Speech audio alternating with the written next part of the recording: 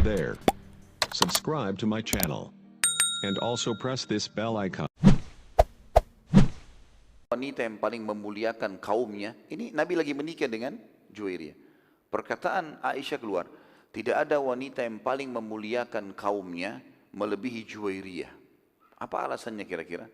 Ternyata waktu Nabi SAW menikahi Juwairiyah, sahabat pada lihat, Juwairiyah anak kepala suku. Seluruh suku Juwairiyah itu, ya suku Mustalik waktu itu jadi tawanan perang. Artinya jadi budaknya sahabat. Tapi para sahabat waktu melihat kejadian Nabi SAW menikahi Juwairiyah, mereka semua sepakat mengatakan, untuk menghormati kedudukan Nabi SAW, kami bebaskan seluruh suku Mustalik. Nggak ada lagi budak. Jadi yang pegang harta rampasan perang dari individu, ya orang-orang Mustalik, maka tuannya, ya Muslim mengatakan, saya bebaskan kamu karena Allah. Dan ini untuk penghormatan Nabi SAW. Maka kata Aisyah, tidak ada wanita yang paling memuliakan kaumnya melebihi Juwairiyah, karena semua kaumnya terbebaskan dari keterbudakan justru karena perbuatan dia. Ini semua bukti teman-teman sekalian kalau para istri Nabi SAW mereka saling memuji dan menghormati, dan bukan seperti yang banyak dinukil terutama tentang Aisyah radhiyallahu anha, seakan-akan beliau adalah yang dikenang hanya kecemburuannya. Ada beberapa riwayat yang menyebutkan tentang cemburu Aisyah. Tetapi teman-teman sekalian, bukan kita kalau memahami sebuah hukum dalam dalil yang ada, yang kita ambil adalah closingnya, ya, penutupan daripada dalil itu. Hukumnya apa? Jadi jangan sampai antum membaca riwayat, bacanya setengah-setengah. Bisa saja riwayat itu terhapus hukumnya dengan riwayat yang datang setelahnya. Atau memang yang sedang dititik beratkan adalah pesan terakhirnya. Itu penting sekali. Banyak orang mengambil sepotong-sepotong hadis. Misal contoh, cemburunya Aisyah dengan Khadijah radhiyallahu anhunna ajma'in. Satu waktu pernah Nabi SAW mendengar suara dua orang wanita mengucapkan salam di hadapan rumah beliau. Maka Nabi SAW buru-buru berdiri karena suara ini tidak asing. Maka dibukalah pintu, lalu Nabi SAW menyambut dengan sangat hangat kedua wanita tersebut. Sudah berumur, sudah sepuh wanita ini dua-duanya. Lebih tua dari Nabi SAW. Maka Nabi pun berkata kepada Aisyah, wahai Aisyah, hormatilah tamu ini, layani. Aisyah pun radhiyallahu anha tahu hukum syar'i, hukum agama. Kalau ada tamu teman-teman datang ke rumah, maka tugas kita adalah melayani. Nggak ada yang lain. Jadi nggak usah tanya kenapa datang. Keluarkan makanan, keluarkan minuman. Banyak orang di antara kita masih depan pagar. Kenapa ya? Ini bakhil, pelit. Kalau ada orang salam, assalamualaikum, waalaikumsalam, silakan masuk, duduk. Tidak usah tanya kenapa datang. Ambil makanan, ambil minuman. Bahkan tradisi yang diajarkan dalam agama kita tidak bertanya lagi mau makan apa, mau minum apa. Apa yang ada keluarin. Gitu kan? Bertanya mau minum apa, ini kadang-kadang membuat orang jadi serba salah. Baik tuan rumahnya, kalau dia minta minuman yang tidak ada bagaimana? Jadi susah. Gitu kan? Oh saya biasanya minum kopi tapi dari Toraja. Terus tidak ada, adanya kopi biasa. Akhirnya minta maaf, serba salah. Baik, keluarkan apa yang ada, gitu kan. Kalau kita punya minuman hangat, minuman dingin, kita keluarin dua-duanya, nanti dia pilih. Tidak ada masalah, itu namanya ikram tamu. Dan Aisyah tidak bertanya radhiyallahu anha, kenapa, siapa, enggak, ngobrol saja. Kedua wanita ini juga tidak memperkenalkan dirinya. Mereka ngobrol biasa saja secara umum.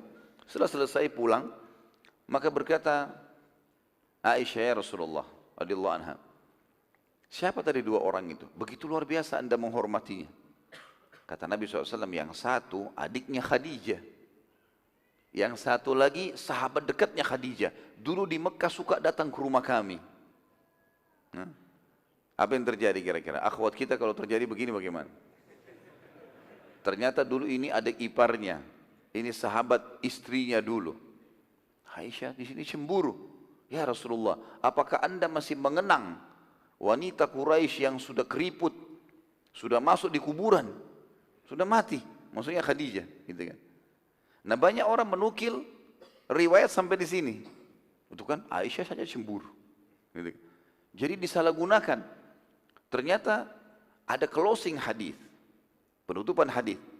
Maka kata Nabi SAW, wahai Aisyah, kau telah, dan Allah sudah menggantikan untuk anda orang yang lebih baik dari Quraisy, maksudnya dirinya. Lebih muda, masih hidup, seperti itulah. Ya. Apa kata Nabi SAW? Wahai Aisyah, tidak akan pernah ada yang mengalahkan, menggantikan Khadijah. Tidak ada. Dia beriman kepadaku di saat manusia masih belum beriman. Poin. Artinya bahasa langsungnya, kamu nggak punya itu. Yang kedua, dia menolong dakwah ini, agama ini dengan hartanya. Di awal-awal Islam di Mekah masih susah Islam itu. Khadijah menghabiskan hartanya untuk agama ini. Yang ketiga, Allah mengaruniakan aku anak darinya. Ada 6 orang anak dari Khadijah. Gitu kan? Jadi akhwat kita kalau nikah sama duda misalnya, kemudian dia lagi hidangkan makan, lalu mungkin suaminya bilang, dulu saya pernah kalau saya dulu waktu di rumah tangga saya yang pertama, saya pernah makan begini caranya. Jangan tersinggung. Itu kan masa lalunya orang.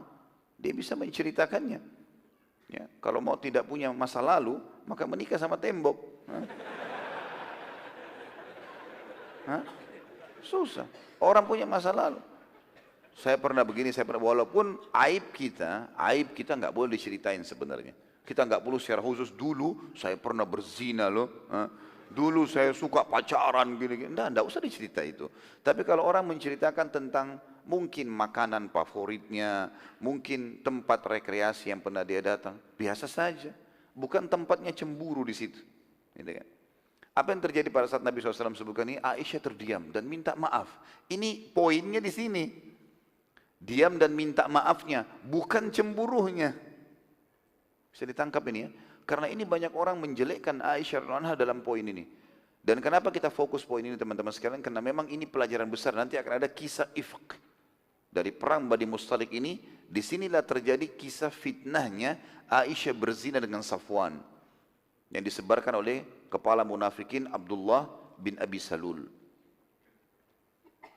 Juga ada riwayat yang lain, pernah Nabi SAW, jadi Aisyah ini memiliki fisik yang dekat sekali dengan Aisyah, maksudnya mungkin kecantikan ya, itu ada Sofiyah. Sofiyah radhiyallahu anha, turunan Yahudi ini memiliki kemudian fisik. Dan Aisyah cemburu dengan Sofiyah. Kadang-kadang Sofiyah ini mendatangi rumah Aisyah pada saat Nabi sedang di situ. Dan Aisyah tidak suka itu. Maunya kalau giliran saya jangan datang. Seperti itulah. Pernah terjadi, Sofiyah datang. Niatnya baik, membawa makanan supaya Nabi sama Aisyah makan. Tapi Aisyah salah faham rupanya. Dipikir orang ini sudah waktu saya masih mau datang lagi. Seperti itulah. Terbawa dengan arus itu. Maka Sofiyah pun pulang, lalu kata Aisyah, ya Rasulullah, kenapa anda begitu perhatian dengan wanita pendek itu?